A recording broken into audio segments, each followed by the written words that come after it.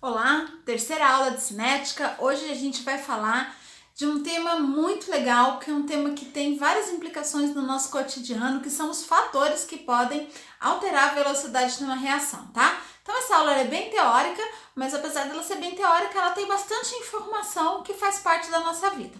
Então, vamos ver os fatores. Só que a gente tem que ter em mente o seguinte: para acelerar uma reação, nós precisamos ter o maior número possível de colisões efetivas. A gente já viu na aula passada que a colisão efetiva depende da energia de ativação e da orientação correta das moléculas. Então, quanto maior o número de colisões efetivas, mais rápida será essa reação. Primeiro fator, e esse é super simples, temperatura. Se você está cozinhando alguma coisa, está com pressa, o que é que você faz? Aumenta o fogo. Por quê? Quando você aumenta a temperatura, você acelera a reação. Por quê? É isso que nós temos que entender. Quando você aumenta a temperatura, você aumenta o nível de agitação das moléculas. Se as moléculas estão mais agitadas, há um maior número de colisões efetivas, tá? Pensa no seguinte modelo: se você está numa festa, está tocando um loungezinho, uma musiquinha lenta, tranquila, as pessoas estão dançando, elas quase não se esbarram.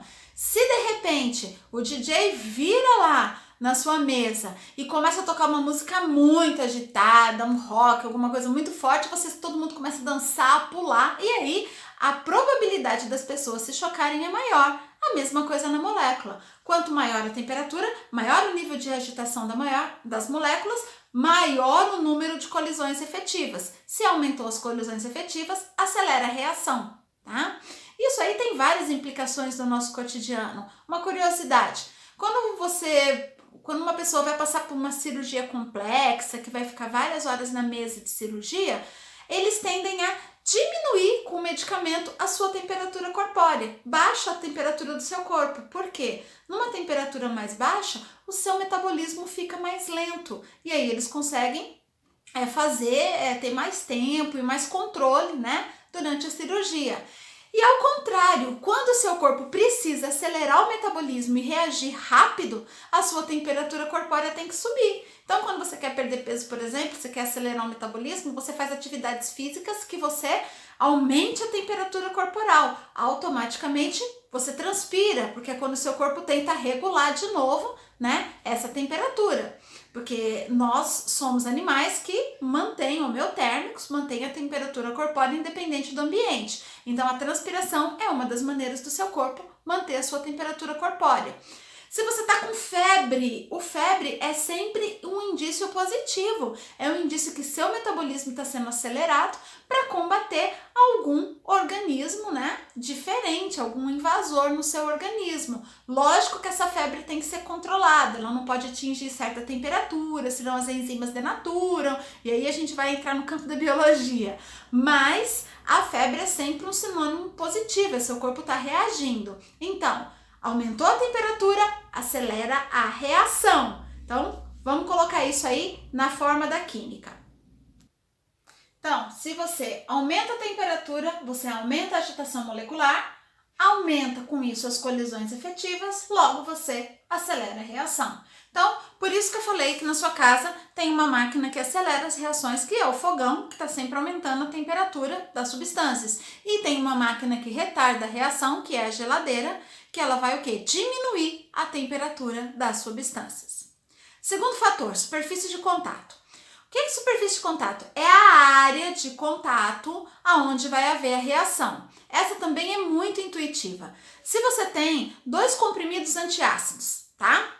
Um você vai jogar inteiro na água. O outro você vai amassar, vai triturar e vai jogar em pó. Em qual dos dois vai ocorrer a efervescência mais rápido? Lógico que é no em pó, né? Por quê? Porque você tem uma maior área de contato com a substância e a água. Para pensar, só se você quebrasse esse comprimido em 4 partes. Então, tá aqui o seu comprimido. Quais são as áreas que tem contato com a água? A superfície, a parte de baixo e em volta. Se você pegar esse comprimidinho aqui, ó, e só quebrar ele em 4 partes, o que aconteceu? Essas áreas internas que não tinham contato com a água, agora vão ter. Então, eu tenho maior área de contato. Se eu tenho uma maior área de contato, eu tenho maior número de moléculas em contato. Aumenta as colisões efetivas e também acelera a reação. E isso a gente percebe em inúmeras reações do nosso cotidiano, né? Conforme você também, por exemplo, você tem um bolo inteiro, conforme você parte esse bolo, você aumentou a área de contato com o oxigênio. Então, ele tende a perder umidade, a oxidar. Todas as reações que aconteceriam naturalmente com esse bolo, elas são aceleradas. Então, vamos colocar em termos químicos, superfície de contato. Terceiro fator, concentração. Esse também, gente, tem um modelo que é muito fácil de entender, tá? Imagina aquela festa que a gente estava falando lá no início. Se você tem 100 pessoas numa festa, todo mundo dançando, se de repente chegam mais 100 pessoas, você dobrou o número de pessoas na pista de dança. Se você dobrou o número de pessoas na pista de dança, qual é a probabilidade de acontecer um choque entre as pessoas? Aumentou muito. A mesma coisa na concentração. Se você tem substâncias, reagentes mais concentrados, automaticamente você tem um número maior de moléculas. Se você tem um número maior de moléculas de espécies químicas, a probabilidade do choque aumenta. Então, maior concentração acelera a reação. Isso também é muito intuitivo no nosso cotidiano, nos materiais de limpeza. Quando você está usando, por exemplo, alguns amoníacos, né? Que é muito usado na cozinha para remover gordura. Tem aqueles que são mais diluídos, né? Que são bem diluidinhos, os amoníacos, bem líquidos, e tem aqueles que são mais concentrados, geralmente usados para limpar forno, são geralmente mais cremosos. Ali existe uma maior concentração de produto, de reagente. Qual dos dois tira a superfície, tira a gordura com mais facilidade? Óbvio que a água é essencial, que a gente vai estudar um pouquinho na orgânica, que a água é o que vai ligar ali na polaridade da gordura e remover tudo. Mas para retirar a gordura da superfície, quanto mais concentrado for o seu amoníaco, melhor, mais rápida é a reação, menos força você tem que fazer. Então, com uma maior concentração de reagentes, você tem um maior número de moléculas. Se tem um maior número de moléculas, aumenta as colisões efetivas e acelera a reação.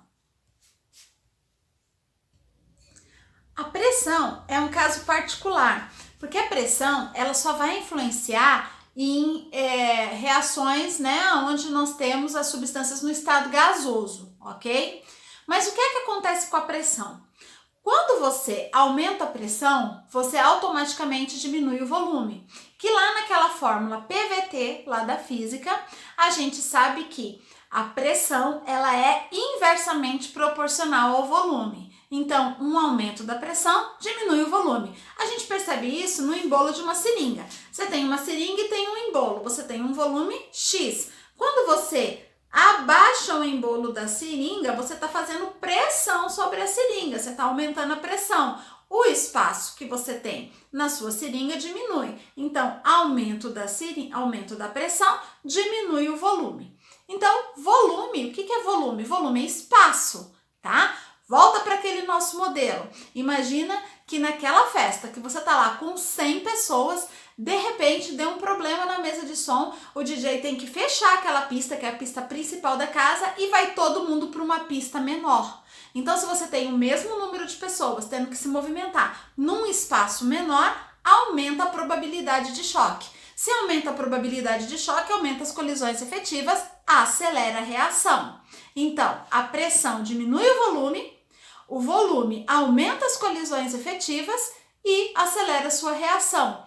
Isso é muito óbvio. Se você tem algo cozinhando no seu fogão e de repente você está atrasada, você precisa acelerar o processo de cozimento, você geralmente usa a panela de pressão, que vai trabalhar com a pressão de vapor, mas que também vai acelerar a sua reação. E o quinto fator que pode alterar a velocidade de uma reação é o catalisador. Agora, o catalisador, ele é um capítulo à parte aqui. Por quê? O catalisador, ele age diferente dos demais fatores. Você vê que na Superfície de contato, temperatura, pressão, concentração. A gente sempre acelera a reação porque aumentou as colisões efetivas. Veja, em todos eles você acelera a reação porque aumentou o número de colisões efetivas. O catalisador não. O catalisador não trabalha nas colisões efetivas. O catalisador trabalha no segundo fator que favorece uma reação, que é a energia de ativação. É chamado catálise em química uma reação que se usa o catalisador. Então, o que o catalisador vai fazer? Ele vai encontrar um novo caminho para essa reação ocorrer, aonde vai ter uma maior energização das moléculas sem precisar daquela quantidade de energia de ativação. Então, o catalisador, ele acelera uma reação diminuindo a energia de ativação. Ok? Então ele faz com que a reação comece mais rápido. Nós temos inúmeros exemplos de catalisadores. Quando você usa massa plástica, muito utilizado, né, na parte da mecânica, quando você vai fazer algum reparo na superfície, né, do veículo, então o veículo amassou, você vai recuperar aquela peça, se usa massa plástica. A massa plástica, ela vem junto um pequeno catalisador, ela também é usada para vedação de canos, né? Aquele líquido é para acelerar o tempo de secagem da massa plástica, para ela não absorver a umidade do ar. Outro catalisador que mais participa da nossa vida são as enzimas, né? Lembra que lá um pouquinho na temperatura eu falei sobre a febre. Se a febre ficar muito alta, as enzimas podem denaturar. O que são as enzimas? As enzimas são os nossos catalisadores naturais. Eles aceleram todas as reações químicas que acontecem no nosso corpo. Então, o problema de você ter uma febre muito alta e você perder suas enzimas é porque aí as reações que acontecem rápido no seu corpo, elas vão estar mais lentas. E aí você vai ter problemas de saúde com isso. Então, como o catalisador vai atuar? Então, o catalisador é uma substância que ela não vai... ela participa da reação, mas ela não vai reagir com todos os reagentes, tá? Na catálise homogênea, a gente até tem uma única fase de reação. Na heterogênea, a gente vê o catalisador bem separado dos reagentes. Mas o que é importante? Do jeito que o catalisador entra na reação, ele sai da reação. Então, a massa do catalisador não sofre alteração. A quantidade de catalisador que é colocada no início da reação é a mesma que vai ter no final da reação. Por isso, a gente diz que ele não participa da reação, ok? Ele acelera a reação e o ΔH também não se altera. Então, olha o que acontece com essa reação. Aqui a gente tem um gráfico de uma endotérmica, né? Começou lá com uma quantidade de energia, vamos colocar um valor aqui só pra gente conter, 10. Aí, teve a energia de ativação, vamos supor que esse pico no complexo ativado seja 100, a gente teve que ter uma energia de ativação aqui de 90, e a gente terminou, vamos marcar aqui, um 50. O valor de produto, 50. Quando eu coloco um catalisador nessa reação, a quantidade de calor do reagente não muda, vai sair do 10. Só que o que vai mudar? Vai diminuir a energia de ativação. O gráfico vai ficar assim, gente, ó. Ele sai do 10 e chega no 50, então o ΔH não se alterou. Mas o que mudou aqui com a adição do catalisador? Mudou o complexo ativado e automaticamente diminuiu a energia de ativação. Se diminuiu a energia de ativação, a reação começou mais rápido, então você acelerou a reação. A mesma coisa para o gráfico da exotérmica. Vamos colocar os valores aqui só para facilitar nosso entendimento. Vai começar no 50, só que a energia de ativação vai ser menor e vai terminar no 10 da mesma maneira. Então, o complexo ativado mudou e você tem uma menor energia de ativação. Então, as curvas com catalisador diminuem a energia de ativação. Isso faz com que acelere a reação. Então, aí nós temos os 5 fatores que podem acelerar uma reação: temperatura, concentração, superfície de contato, pressão para gases e catalisador.